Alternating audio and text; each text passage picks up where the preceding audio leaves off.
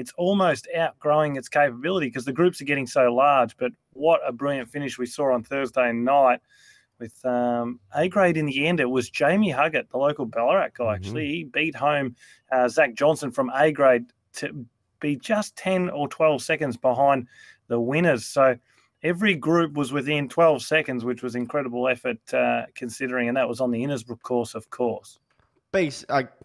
I gave the Innsbruck course a lot of flack when it initially came out because I wrote the long course. You certainly did. You certainly did. And I gave you a bit of flack for giving it flack. Yes, you did. This is me attempting to take my foot out of my mouth. This is a commonplace. It happens to be quite a lot these days. So this is me retracting my foot.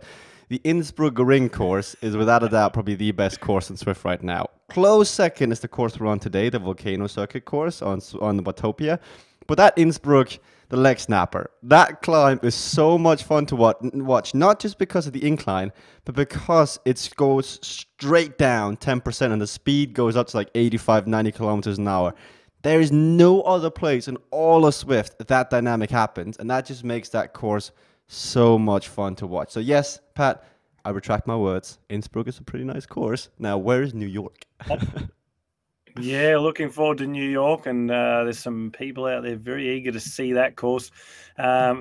What Innsbruck has really done has made Richmond even seem worse. But is that possible? I don't know, but it certainly is now. But what I'll say about that Innsbruck circle, like that smaller course that they're using in the chop, what also is quite interesting is that finale, it's not flat. There's semi-false flat, and therefore when the fatigue sets in, those groups, like we saw B grade hunt down on that finish 2 weeks ago, and then last week they got there just a little bit late, I think, but robbed a little bit from the C graders were the D graders who almost survived. So it all came together, but it certainly is a course you just don't know how it's going to unfold until right to the very end.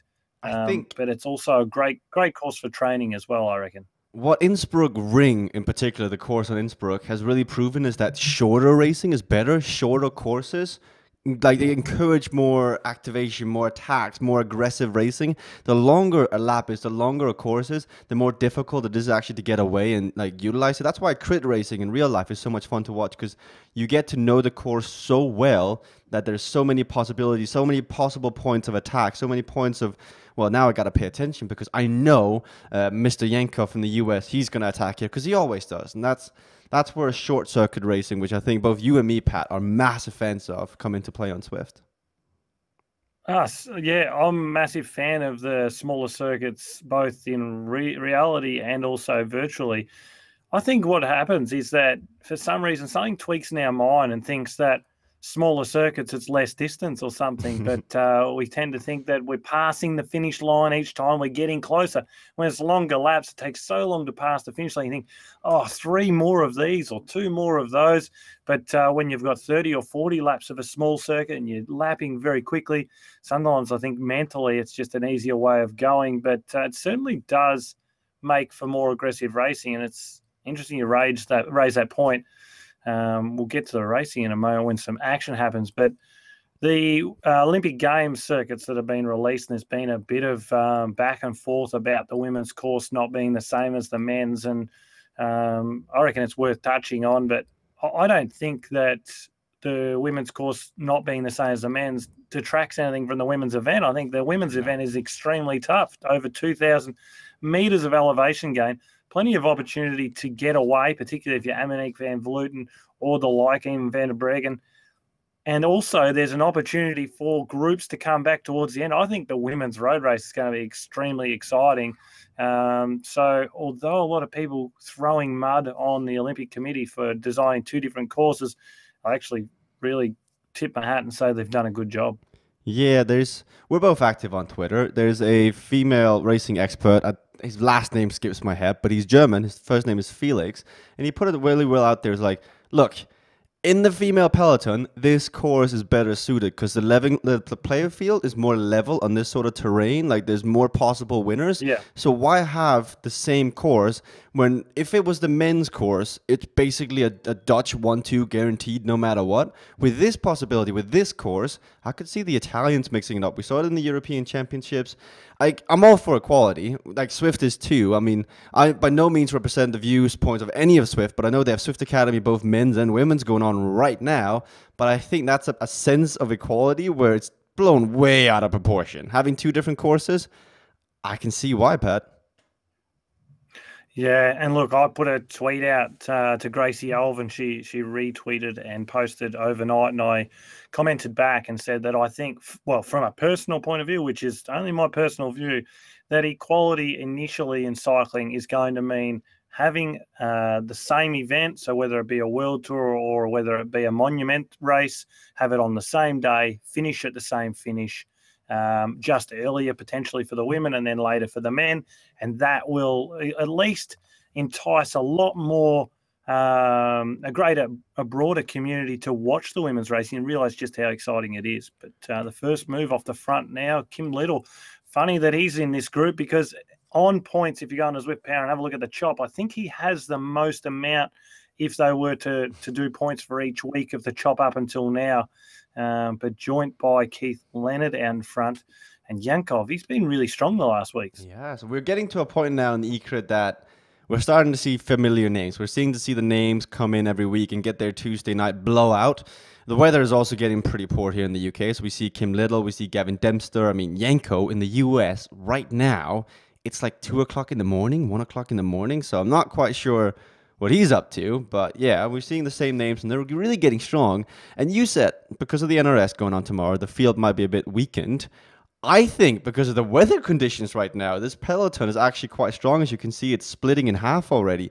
I mean, I see my good friend in here, Mike Davis. He is pretty much the out-and-out favorite to win any race he ever enters because that sprint finish he's got at 23 watts per kilo, you're not getting near that, guys. You gotta get rid of him or he's going to take you in the sprint. Yeah, he almost got the job done last week. Who ended up taking out last week? It was... I think it was Aaron Dunn, wasn't it? I got right on the line. No, Aaron Dunn went long, remember? He went long because we asked him to go long on the stream and then I said, do something for crying out loud. You just sit back and sprint every week. He certainly did so. He went long and then it was Brodie Talbot that came over the top, but it was Innovation, I think it was, that ran first, second, third after I said that they were terrible. No, Vision. Oh, Roberts after and I said Keel. they're terrible. Yeah, they ran 1, 2, 3 though after I'd given them a fair bit of trash talk about how they don't operate very well as a team. Well, they answered that and they ran 1, 2, 3 last week. Old mate Pepper's back again. He's moving well. And he's already been and done the Zwift Academy group ride earlier because my old man Dennis, he was out in the store before the stream and he was in that Zwift Academy ride. And I said, "Oh, Pepper's on board. He's a bit of a winner lately in the circles of chop and e-crit racing." So he stepped up after doing that 40-kilometer group ride with Tim Searle. Big shout out to Tim, who contributes a lot to the Zwift community as well. And then there is still some strong Aussies in here. Jamie Huggett, as I mentioned, he was the first A-grader across the line from the chop on Thursday night. Luke Cridlin, good to see him back again. And if you think you can pick it from, give a bit of a comment below, Jesper. We always like to pick a favourite. I did pick Pepper in the chop. We have gone done previously. Who can do it tonight? Can we get an upset? I know you love Mike Davis, don't you? You just, with that 23 watts per kilo, you're in love, as the Italians say, innamorato with his sprint.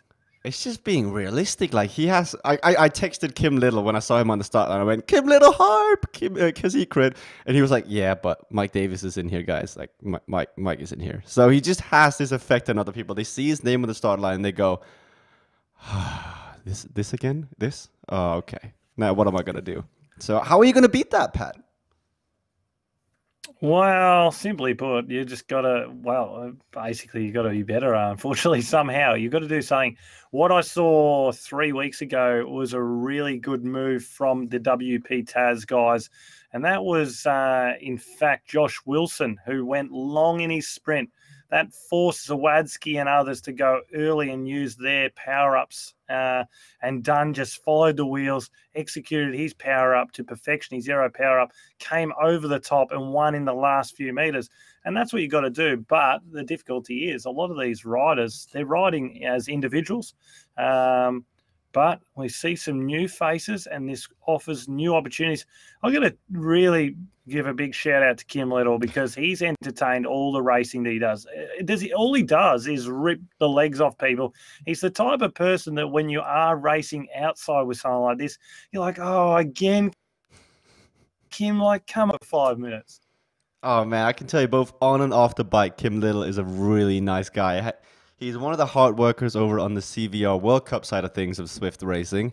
And I've had the pleasure of now spending a good 14, 21 days with him in like the US, in Vancouver, and wherever else is taking us. He is such a nice guy. And what he does on the bike, he also does off the bike. Just a funny guy. It's basically always committed to everything he does. And it's a pleasure to watch the UK national champion of Swift racing the E-Crit, as we've got 7 laps to go now tonight. And we're missing the Vision boys, as you mentioned. We're missing the Cameron Roberts, but that's because he races for GPM Stools in real life, and I assume he's racing tomorrow. Jay We're missing Riley. Sorry? Riley as well. Yeah. Jesse Riley. Riley, is it?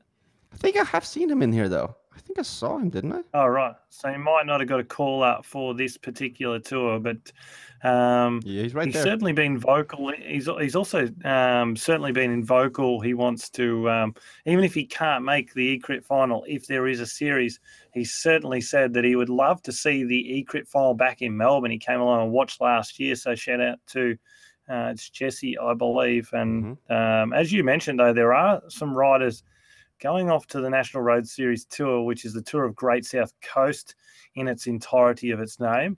A very difficult tour, something that probably you would compare to sort of like in weather-wise, the Belgian sort of spring weather.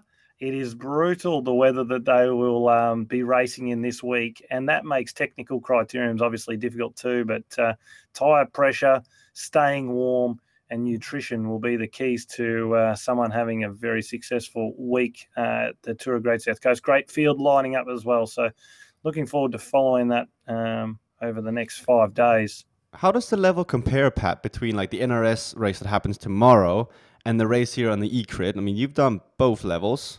Does it carry over the level of intensity?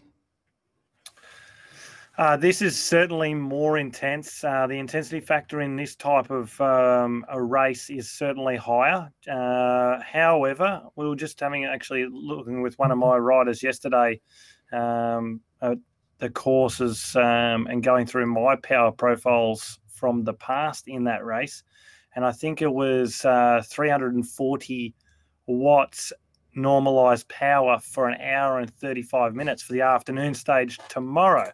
So it certainly can be just as difficult, but often it's very tactical. In the National Road Series, there's probably 3 firm, strong teams that can sort of mark each other all day. And then you've sort of got a group of 5 and then another group of 5 teams. So it's just how that mix comes together in the breakaway. And then particularly in bad weather, you can have your best rider up the road, but they have a bad day, get cold, they get dropped, or they're just not able to follow that last attack. And on the circuit tomorrow afternoon, there's a really good chance to split the field very big. Oh, man, I spoke to Cameron Roberts about this last year. I spoke to Anthony Vegan Porsche about this last year. A dream of mine is literally to come to Australia for a month and just race crit after crit after crit and just give it like one good go, because the way you guys talk about it, the racing atmosphere, like the prize money, the way the system works, it sounds so much fun, Pat. Like, is it? Well, I love the criterium racing. I've got to admit, technical skills that required to get through the corners at high speed, the technical skills required to battle elements of weather, because obviously just because it's raining doesn't mean a criterium is called off. Also, the elements of when a rider attacks, knowing how hard or how early a rider can go. It's quite exciting even being in the race. A lot of the time people talk about the excitement of watching racing, but I certainly, if there's anything I miss from retiring from racing, it is that real close racing, that shoulder-to-shoulder action through the final corner. Who's got the biggest gut? Who's got the strongest mind to think, I'll stick with it, I'll outlast you, and also pulling off those nice wins. The course they do tomorrow, one year we finished first, second, third in that, which all came down to a really good lead out in the final lap. Paddy Bevan was second on that day, and I was just saying to my wife this morning, I said, looking back, it's been a real privilege to ride with guys like Pat Bevan on the team. And, you think at the time, all you're thinking about is how do we get our best results? But really, these are guys that are now, he rode half of the Tour de France before Richie Port fell. He was riding the front, and he's an incredible bike rider in his own right. I mean, Paddy Bevan is good enough to win time trials now. Like, he's up there in, like, short and explosive time trials. He's good. But, like, I got to say, Pat, like, racing style-wise, you are, like, my lost long, like, twin. Like, my favorite moment in a crit is when you're fighting for a wheel and you're two people side by side and you're bodging elbows and one of you is getting that wheel, the other person is, like, getting spat way in the back and has to suffer for it. I'll tell you one thing, I am not losing that wheel. So... Racing styles, man, it's so accurate. It's so fun. The whole adrenaline rush of, like, you're going 50, 45 kilometers an hour, but you don't feel it. Like, you actually get, like, speed blind, and it's so much fun. Yeah, the biggest advice I give the guys that I coach or mentor is that you always got to you need to know your limit. No one else needs to know your limit, but you need to know your limit, how far you're wanting to go to fight for a wheel or something like that, and know when you're out of your depth. And sometimes you just got to wave the white flag occasionally, but you can come back and you can win the next battle. But that's also the element of being really good at that close racing, is knowing when to pull out as well and sort of survive, if you like, because sometimes it can get very, very hairy, is the term we like to use here in Down Under. In those criteriums, that close racing, but that technical skills is something that you can really appreciate, because not everyone has the ability to execute. No, we have in our office, it's currently me and our dedicated Swede Victor Lundqvist. When we raced last Tuesday, he's like, his FTP is like 5.2, 5.3. He's really, really strong. I can tell you mine is not. And that race just came down to, like, who wanted it more, who risked it more, who went into it. And that's kind of what I'm missing from Swift sometimes, Pat. Like, I really wish Swift had a level of, like, technical difficulty, like having to take a corner correctly or having to just time your effort. Like, you can do it. Some of those aspects are in the game, but they're so minuscule that they don't often have that much of an effect. Like, Mike Davis's 23 watts per kilo will beat you no matter what. It's just, that's really just a shame sometimes. Yeah, but I think Nathan and I touched on this about 3 weeks ago, and that was that the good thing about it is if you've got those technical skills and you come into the E-Crit or you go in the chop and you do a really hard race and then you go and execute those technical skills outside, you're going to be unstoppable. And that was the thing, sometimes the power that you can produce and the technical skills, you just become impossible to beat, because if you can go first through the corner and you're technically sound, you come out of that corner 2 or 3 lengths or even a length and a half plus the bike length you've got, no one's coming past. It's just a matter of getting to the line. And that's what's kind of cool about criterium racing, is if you can time it to perfection, you are unbeatable. It's not like it's any question. It's just about timing it to perfection. And Aaron Dunn's shown that on Zwift in a different way. He's shown that he knows at the third boulder in the volcano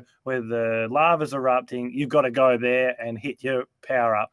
And he hits it perfect every week and gets results for it. He's basically, I think, flawless except for last week where he went long. He's finished top 3 nearly every week on this circuit this E-Crit preseason. So it certainly is something that I would like to see too. But on that, if you get a chance, anyone watching the stream tonight, if you get a chance, jump on Twitter and have a little look at Marianne Voss's move to win last night's stage.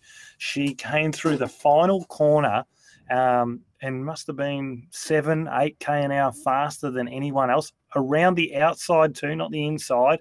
Came out of the corner with 10, 15 lengths, 320 metres to go, And that in itself, a 320-meter sprint, that's hard enough as it is, Hmm. but something impressive. And I think that's what I love to admire at any level, and in males or female cycling. That is a skill set, and you cannot absorb that. You either have it or you don't. Hey, I lost to two girls last Tuesday. I mean, I came ninth, Oh, eighth, and seventh were two ladies right in front of me. So, hey, they know yeah. how to race The too.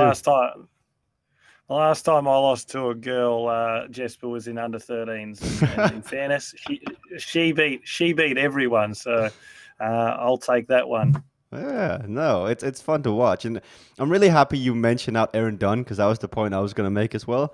He's just nailed this course. He's just nailed Swift racing, and that's if like at this point, it's not really a question of when; it's a question of if Swift actually puts on a points race series for the Kiss because we're now like we're well into the winter compared to last year when Swift and Kiss launched their E-Crit series. I don't see anyone beating Aaron Dunn. Like someone can come from the outside, like massive power numbers. I still don't see with the support Aaron Dunn has at WP TAS, with the knowledge he has, with the power he has.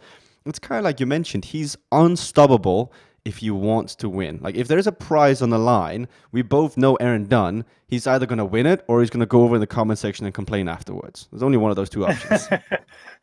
Or both, Yeah. win and complain. He's a legend guy, as you mentioned about Kim Little earlier. A little bit different. Aaron Dunn, I don't think he's so nice on the bike. He certainly is nice off the bike. He's a great guy, but yeah, there's different ways that it can work. It's interesting. Once there's a point system, people start to race differently too, because all of a sudden there's something on the line each week. And if you're, say, a couple of points behind Aaron going into the next week, you might want to take over that number one rank. There's a bit of pleasure in that as well. But from the chat that I've seen on Zwift Community and Zwift Oz is that they're just looking for someone to run it. Obviously, it was the Kiss E-Crit last year, and it was really well ran. And I had an absolute ball. I've got to admit that after retiring from racing, the E-Crit last year really rekindled the blood in the belly, if you like. It really got me going. And you know firsthand, I'd send you a couple of messages. Sometimes I might have a dropout or something. I'd be furious because I tried to make this last-ditch attempt after 9 races had already been ran. And I really wanted to make that final, and it was a great night in Melbourne. And Aaron Dunn, obviously, he took out the crown. So I know that he's probably looking for an opportunity to defend that, show that it wasn't a fluke. And I actually think he's really improved another level since then. So if there is a series, good luck to everyone else. It's a shame because there's a bit of a lull now in the Swift racing action because the CVR World Cup for this time around this year, fall, winter, or whatever the season was called, has been cancelled. And the E-Crit isn't really on, and the Shop Racing Series doesn't really, like, it might have a point system, but I doubt it's going to have a live finale and all the glamour that the Crit had last year. So there's always a reason to race, but there's not really a reason to race right now because there's no incentive. There's no points. There's no massive grand finale. Oh my God, these Swifters come together and they race in real life and we see who's real, we see who's fake. There's like 2 or 3 months of nothing of that. So it's a bit weird, but I guess sometimes that's just the way racing works. But yeah, and I think that's where Ben Gove needs a real big shout out because I think that's what he's trying to do with the chop, and it's going to be an interesting one because it's a handicap as well.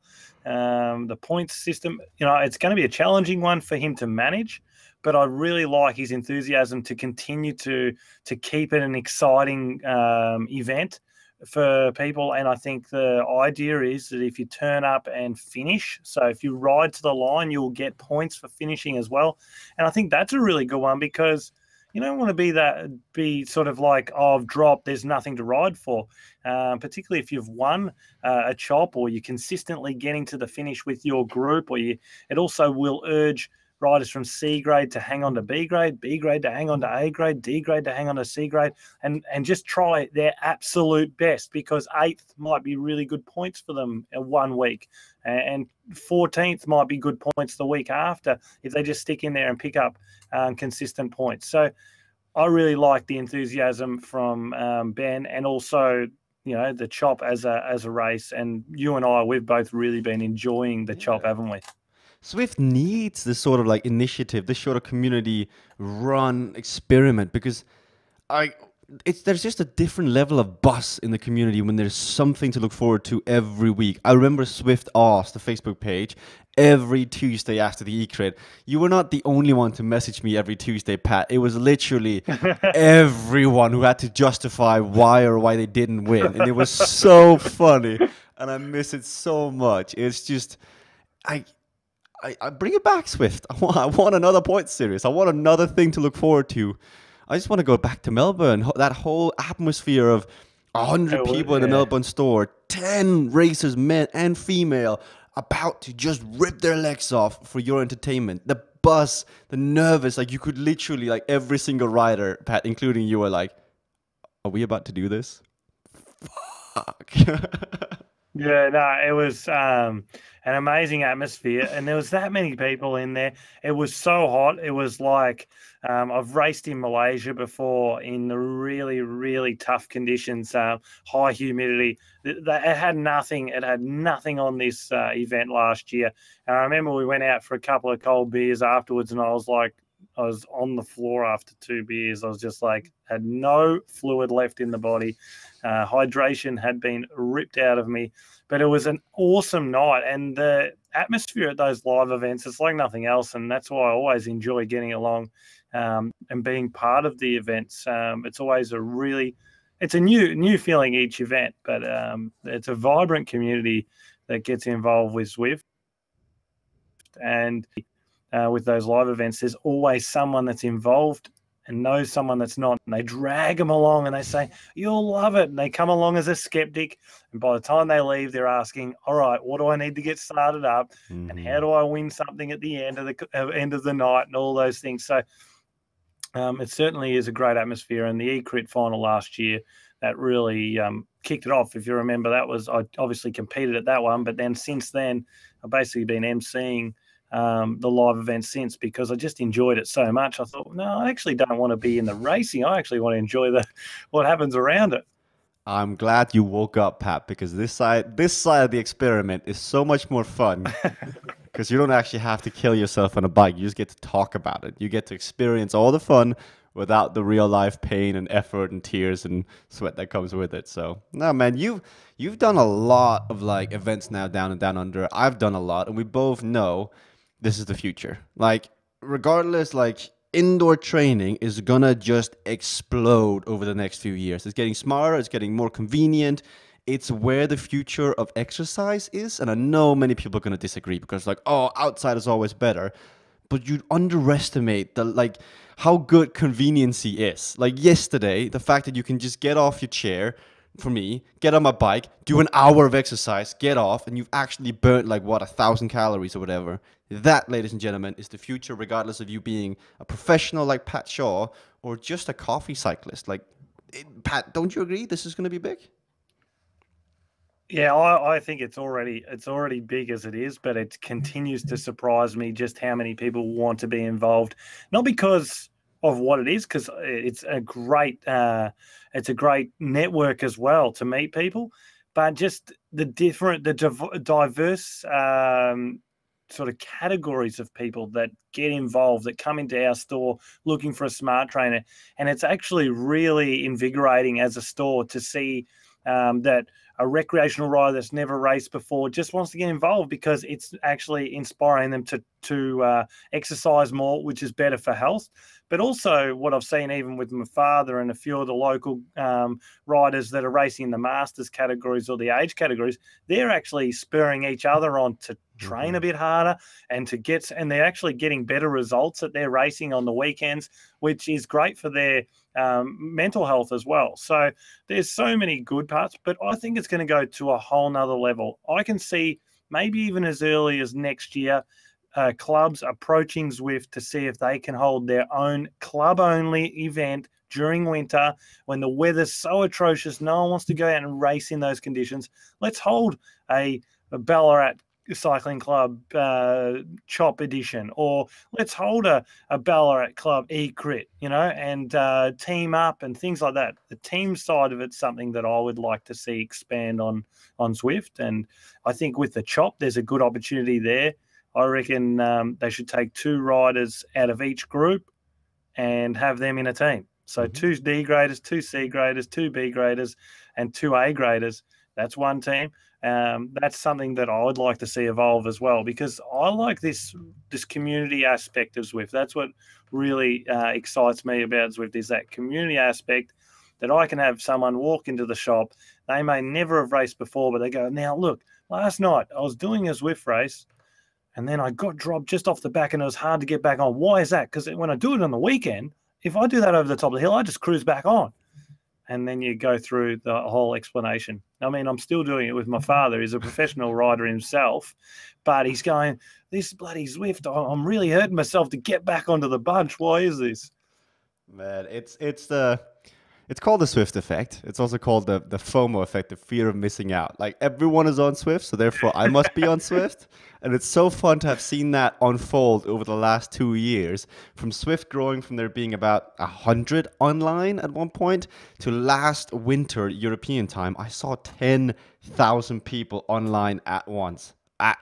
Wow. That's crazy, Pat. Imagine 10,000 people on a group ride outside in the real world. That's bigger than like the Tour of Flanders Sportive almost. Nuts. Well, the thing is when I've done the hump day ride with like 350, I think was the biggest number we officially got about a month and a half or 2 months ago with Tim Searle. And I think it's like 357. And I went down the back because I was like looking for someone, because it's hard to find people when there's that many. And I was like, I'll just ride back up to the front. So I'm like sitting, 400 watts, 350, 400 watts. And I'm riding and I'm starting to get tired. And I look up and I'm like 1/60th out of 357. I'm still not even 3/4 of the way to the front. Anyways, by the time I got to the front, I was absolutely cooked. So 350 riders, that was massive. It'd be interesting to see 1,000 people in one group on Zwift. It would be pretty crazy. But the one thing I'd also like to see is the ability to step out from the wheel or onto the wheel. That's what I'd like to see. So you can choose to draft or not draft. Yeah, but it's all those like short things. Like the reason why Swift works is because of the simplicity. Like, all you have to do is just pedal, move. Like, the amount of times, like, I'll probably showcase Swift to over 10,000 people in my lifetime, like at events. Like, what is this? What do I do? Like, when they jump on the bike for the very first time, you're like, just pedal, and then suddenly everything will make sense to you. I think that simplicity at the core is what makes Swift great. Like, we want all these advanced features, Pat, because I myself have Swifted for over 1,000 hours. Like, I don't know about you, but like at one point, that simplicity, where like so much more could be added, but maybe we're not the main demographic, Pat, unfortunately. No, and nor should we be, really. As I've seen, the people that have benefited most from Zwift and virtual racing and riding, certainly not those that have raced before, and I like that aspect. I think that it's a huge part of cycling, particularly recreational cycling, non-racing cyclists that love to ride on the road. And if there's ways of making their cycling more enjoyable, I'm all for it, because, in fact, they are the greater percentage of the cycling community. But it seems like with a few of these NRS riders out of the pack tonight, particularly Zach Johnson and also Cameron Roberts, it's going to be a bunch sprint tonight. Or can Jamie Huggett, I keep giving him a shout out, the local fella from Ballarat, can he try something tonight? His numbers have been good enough, but if they roll around, Aaron Dunn's going to have it all his own way. 3 laps to go. Gavin Dempster has given it a go once or twice. He is the EU crit KISS champion, powered by Tax. So he does know how to win a crit race here on the Volcano course. He's given it a few tries, haven't really been given much leeway, but it does look like, from our point of view, that the numbers are a bit down, like wattage-wise, so they've been taking it a bit easier on the laps. You can see Dunn's heart rate is down, he's rested, he's sitting at like threshold, sweet spot, he's doing well. Sitting in, waiting for him is just coming to the sprint. But we're still 3 laps away. The race finishes at about 38 kilometers in length, so there's still a bit until the end. Pat, one thing, touching on the whole, like, you were telling how your dad is like, oh, I gotta get back on the wheel, and this is how real life works, but it's not how Swift works. The guy who co-owns Cycling Up with me, his name is Tim Fulford. He also owns something called Franklin Bespoke, and he's literally just made a name teaching people how to actually Swift. Like what, like all the short, like small details, like how do I put a workout into Swift? How do I create a workout? How do I draft? How do I save energy? I keep coming fifth in this stupid World Bicycle Relief race. How do I win it? Like, you underestimate how many, this is going to be mean, but like average Joes just want to do better in a virtual game. Like, it's really interesting to see the growth that Franklin Bespoke, his company or his little side project, has had over the last year, and the amount of people that are like, I want to get better at Swift. It's a whole different universe. It's one of those things that it has a flow-on effect. Frank got better last week, and it was from those tips that he got off George. I'm going to see George, and I'm taking him a cafe latte because I know that he'll give me extra tips, all those things. And it's great. I love it. I just think that anything that's creating this atmosphere and worth behind an achievement. And an achievement could be hitting 3 watts per kilo, hitting 2 watts per kilo, holding 2 watts per kilo for 20 minutes, 30 minutes, whatever it be. It's all about those PBs, and I think that's the cool thing about it as well. But it's certainly a growing sphere, and we're right in the wave, and it's an exciting place to be. Man, as the entrepreneur and as the individual I'm so grateful for Swift and the way it's revolutionized and still revolutionizing cycling as a sport. I mean, the amount of money that Swift, the company, puts into trying to bring cycling into this current century, I mean, I'm just thankful. Like, to see the change that's happened over the last 2 years. This winter, you're going to see every single professional rider on Swift at some point in the day. I promise you that. That's how big it is. That's how much influence Swift has on the current market. And I just love it. Like, to see how much it's changed, to see that you can use indoor cycling as a means of actually being social and riding your bike. It doesn't have to be, oh, I'm getting on the rollers now because I have to turn on Netflix. No, you're battling. Do I go outside? Do I Swift tonight? Both have like good connotations, both have good aspects. I'm going to choose Swift today because I went outside yesterday. That is what Swift is bringing to this world. And as an entrepreneur, there's so many more doors opened thanks to Eric Min, John Mayfield, and Scott Barger, and the rest of the guys at Swift. Yeah, massive shout out. And, well, it is true. We've got some great opportunities come out of it, but we've got a bit of a move off the front here, and it was the Belgian rider. I've just missed his name. It was Apers that really opened it up, and he's still off the front with a decent lead, 6 seconds. He's not messing about either. He peaked out at about 780 watts on his acceleration, using that aero power up now to get the most out of this downhill section. We talk about it every week on the Volcano circuit. This is the easiest part of the circuit, but he's stretching that out now. 9 seconds. Well, as Apers has said, over to you, Bunch. Can you catch me? 2 laps to go. Apers is actually the Belgian national champion on Swift. This is the first time I've ever seen this kit. So that is impressive for Apers. He must have entered in February, raced the nationals, and then just kind of dabbled in and out of a few races, maybe gone back outside to do his racing. Now we're seeing Apers off the front, holding good numbers, and looking at his heart rate. I'll go on Swift Power in a second. I'm assuming he's quite young because he's at 180. That's not like, when's the last time you hit 180, Pat? I don't hit 180. If I'm hitting 180, you usually see that bit where I'm not in the bunch anymore on Zwift anyways. I'm more that 170, and that's where I want to be. If I'm pushing above that, it's not my area anymore. But that was a really potent attack. And as you see, he's in the Belgian national kit. The Aussies, they'll have their chance. I think it's on the 26th of the month. He's going to jump in here and get a bit of a sit off this secondary group. Must be C grade, E crit, I think, there at the moment, maybe B. So the 26th is the offer for the national championship on Zwift for Australia. So looking forward to seeing who can take that out. I bet you Aaron Dunn, he'll be he'll be amongst that action. And certainly there'll be some significant commentary from him afterwards if he doesn't take it out, or if he does.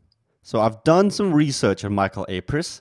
Are you ready? First of all, his Swift Power Palmares. He's won every single race, bar one where he came second, in all of August and all of July. He won every single race he's participated in. Heading over to his Strava profile. Before we go any further, I'm going to pick up Apers for tonight for the win. Oh, such a Pat Shaw move. I'll continue on. Michael Apers this year finished second place in the Belgian Under-23 Championships. So, on the road. Well, actually, we should be aware of that. In fairness, that's a slip up by us. Oh, that's impressive. Like, that is.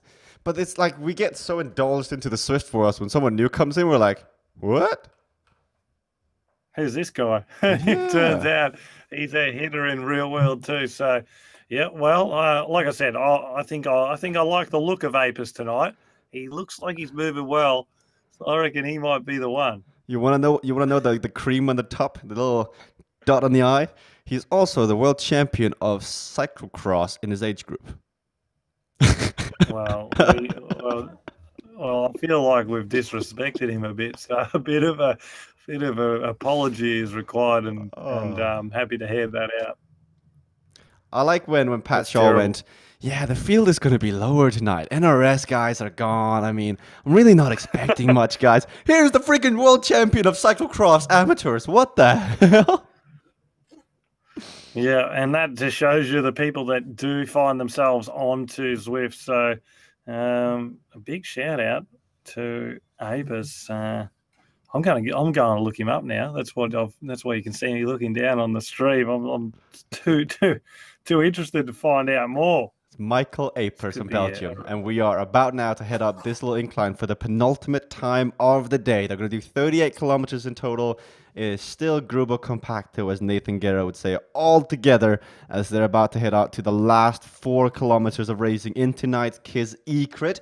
We haven't seen the fireworks that we usually see, but that should mean that the final lap of racing, we should see everyone with a bit left and more to give now as Van from China goes over the top. Well, there's now the attacks are happening, and they know Aaron Dunn. They know his capabilities on this circuit. But, I've eaten my words tonight because they have gone around a bit slower. In fairness, let's have a look at the lap times once we see the top of the leaderboard. Last week, which was an absolutely grueling edition, 4:55 was the fastest lap. And on most laps, they cracked 5 minutes with the fastest rider in the group. So this week has been a little bit slower, but sometimes that means at the end of this race, it's going to be a lot harder. So here we go. Have you got a bell this week?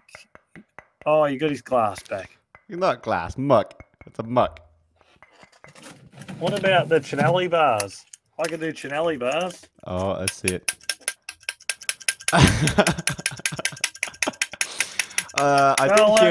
I did hear about Ben Gove sending you a potential bell lap or bell to ring for the bell lap. How's this for turning back the clock, Jesper? Anyone that wants to go back and have a look at the big Miguel Indurain on his way to Tour de France victory, this is the machines that he used. Not the exact ones, but they're the ones I used for, I think, under 15 championship at one stage. But certainly some history involved there. I saw Big Mig at the tour like last month. That's cool. His hands are bigger than your head. Oh, man, he's handsome, though. Like, he is. He's, Big Mick, man. He gets the juices going. Yeah, it's an interesting article written recently about Big Mig and how he's never been sort of put in that dirty basket because of the way that he conducted himself through his cycling career and also in life. And yeah, he's extremely respected. And what an incredible bike rider. I mean, I've seen that firsthand. He walked into the mix zone. He walked over because he wanted to congratulate G on his great ride so far. Literally, when he walked in, everyone shut up and everyone's head did this. And then even like the majority of the Sky mechanics are Spanish, I believe. And they were like, oh, can I get a picture? And that's just unreal to see like that high up, these guys work with Geraint Thomas, with Chris Froome, with like Egan Bernal on a daily basis, and they see Big Mig and they're like, I need a selfie. For me, like everyone speaks of Eddie Merckx and obviously his incredible career, but for me, Big Miguel Indurain, he was so I had one of his yellow jersey replicas as a kid, his Benesto yellow jersey replicas that was like ink signed and printed, and yeah, I mean the way he used to destroy the fields, it was crazy. Always loved his. I think it was Johan Brunel that he gave a stage at one point, and Johan Brunel said, I knew all I had to do was hold on, but it was like a motor pace session. That's just like, man, the old days. Like, say what you want to say about them, but it does bring out some nostalgia from everyone. So, certainly, yeah, mainly us, but because we're a different breed, half a lap Pat. to go. Yeah, it's an odd breed too. Half a lap to go on the downhill section on the backside of the course. Well, time for you to make a pick, Jesper. You're not getting away with it tonight. I'm hoping the Belgian champion can go all the way. Who have you got? I'm going to go left field. We're going to go Janko. I haven't seen him attack today. Janko's been here for the last 3-4 races we've done. I'm going to go Mr. Janko. Well, I'm hoping that they are somewhat watching the stream. I know a lot of the riders do watch the stream as they're racing. So last week we gave a shout out to Aaron Dunn. He went long. He could have stuck in there for the sprint, but it looks like it's going to be a sprint of some sort tonight. Is it going to be the long sprint, drawn out sprint that gets the job done? Or is someone going to do the Aaron Dunn perfect timing on the second rock as they enter the volcano where the lava kind of erupts? I don't know if that's true where it actually is, but it's got to be close. So someone off the front here, it's Kim Little. He's going for it hard. Oh, this is a good move too, because that's about the power you got to hold. It is a long way from home, though, and he's probably going to find it going tough on the rise into the volcano. Oh, he is pumping it hard, though, isn't he? This is a Brodie Talbot move from Kim Little. He's going far out. You can see the numbers slowly came down. He's actually popping his arrow. He is not waiting for a sprint. Kim Little knows. This is all in. This is basically shoving all the chips on the table and going, this is it. Everything or nothing. 9 seconds, 10 seconds down to the group. He has to keep this on the incline. This is where he's going to lose the most amount of time. All the way. You got to use that free watts the incline adds to your kicker. It adds a bit of resistance and you can grind over. Come on, Kim. Last bit of effort. 7, 8 seconds. He's got a chance here. He's got a chance, but your man Apers, it is Apers who's first in the chase with S and Watson and Pepper. No way, Mr. Pepper's up there as well. But Kim Little, 8 seconds. He's not gone up yet. You can see the cadence come down. You can see the watts coming down. 7 seconds, 6 seconds. This is going to be edge your seat stuff, Pat. He's got it. Nah, 6. No, got it. it's not over yet. It's not over yet, Pat. Don't call it. Don't shoot the goose. Don't shoot it. It's 50, Kim, 40 meters to go. Come on, Kim. It's going to be on the line. It's Chris Smith of Innovation. Nah. Are you sure? Are you sure? Yeah. Oh, well done. I'm positive. Nice win. What a win. It takes a lot of guts to go from there. And I tell you right now, let's watch what he's now. Yeah, he's done a U-turn. He's doing circle work. And I would be too, because his legs would be absolutely screaming right now. That is an atrocious feeling. His legs would have been gone 200 meters to go. But hats off, Kim Little. I mean, we gave him a big shout out earlier. And you said he's a nice guy on the bike, nice guy off the bike. And that was a big win, the long attack. And that was a great win. Well done to Kim. To go that far out and to actually stick it. We saw Aaron Dunn attempted last week. We saw Brodie Talbot attempted last week. And now the cream of the top, the best of the best. Kim Little. Have a look at that, though. 80 watts now. That's as good as he can push at 150 beats per minute because his legs are about torn off. Yeah, Aaron Dunn says nice, and it was nice too. Everyone congratulated him. Mike Davis is nice one, Kim. Matt Janko is disappointed that he just got an aero power up now. Man, that is just impressive. I think we should demand that celebration should be like that because I think that was a celebration. Him hitting the down key to do a U-turn and then hitting again to do another U-turn. So a little donut. I think that should be demanded. Little circle work. Yeah. You can't raise your arms in Swift, so this is the only way you can celebrate. I dig it. I like it. They should just auto do it. If you're the winner, it puts up the hands, and then that would also show everyone the actual winner. But Kim Little, he'll be riding the lactic out for a while now. Continues to do circle work. I love it. Thank you everybody for watching. That was the eCrit. On Thursday, we're back with the Chop powered by World Bicycle Relief. My name is Jesper Anker. As always, I've been joined by Pat Shaw. Thank you so much for watching, and we'll see you guys on Thursday.